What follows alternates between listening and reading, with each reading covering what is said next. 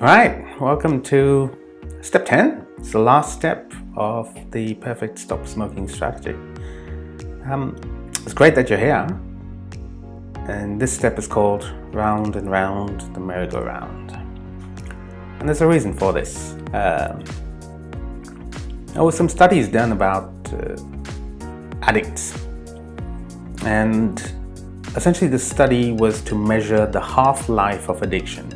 And what this means is, if you have a sample of 100 people, how long does it take for 50 people to give up smoking or another addiction?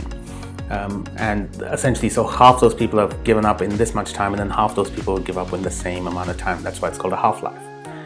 So for cocaine, it was found that the half-life was 4 years. If you had 100 cocaine smokers today who made a decision to stop smoking cocaine, it would be 4 years before 50% of them would have successfully stopped. It would have taken them 4 years. Now, what's comparative for nicotine? What is that time? So for cocaine, it's 4 years. For nicotine, it's 30. Now that's shocking.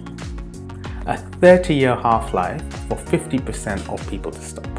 Now think about this. That means that if today people decide, 100 people decide today that they want to stop smoking, it's going to be 30 years before 50 of them will have successfully stopped. That's the half-life of nicotine. Should give you some insight into the sort of addiction this is. It's very insidious and cunning. Even though it's easy to beat if you have the right strategy and you do the right things, it still keeps people hooked.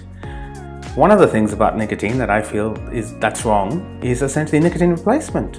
Keep giving people more and more nicotine in another form keeps them hooked for longer. The people who stopped cocaine didn't go on to a cocaine derivative. They stopped cocaine. People who are trying to stop nicotine have been given nicotine in other forms and been told that this will get them off nicotine. It's ridiculous. We've got to treat this as an addiction. It's not a habit. Smoking or taking nicotine is not a habit. It's an actual addiction. And you know that from step 1. That's what I've been going on about all this time, to try and ensure that we treat this as an addiction, because as soon as you start seeing nicotine addiction for what it is, your rates of success are much higher. So I hope you're not in that game where it's going to take that long for you to stop. I hope you've either already successfully stopped or are well on your way there to stopping and getting that outcome for yourself. If you're well prepared and you're ready, you're motivated, you've gone through this strategy, you've got all your tools ready, you've got your team together, nothing else is going to stop you. You'll actually beat this addiction. And I believe the reason nicotine addiction goes on for so long is that it's very insidious and we don't have the right education around it. I wanted to make sure you get this message to give you that encouragement. If you have lapsed or relapsed, if you've tried to stop, the Australian Cancer Council estimates that it takes smokers between 12 to 14 attempts before they successfully stopped, for various reasons.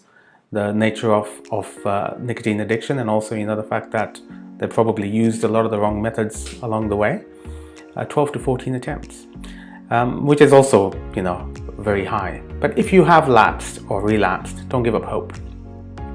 Make sure you're ready and prepared and you do the right things next time. Choose the right weapons, choose the right tools, get the right support, ask for the right help, and you'll be able to beat this successfully. So relapse and relapse are seen as part of recovery in addiction, which essentially means that if you have someone who's suffering from an addiction, it could be many times that they need to have the attempt to stop, and each attempt adds a little bit of resolve on them, so that they're so sick of it by the end that their motivation to stop is very high, and they end up stopping and beating the addiction. That's how it works. If you've lapsed, don't worry. It'll take some time. Get yourself ready, do the right things, especially do the education. And relapse is part of recovery. It happens sometimes. I hope it hasn't happened to you. I hope you've successfully stopped and you'll follow this strategy along. And I'm wishing you the best future going forward, free of nicotine. Free to lead the life that you envision for yourself, as opposed to the life of someone who's an addict and has been taken over by a substance or behavior issue. All the best for your future. And I hope you've enjoyed this series, the 10 steps, the perfect 10-step strategy to stop smoking. Thank you very much.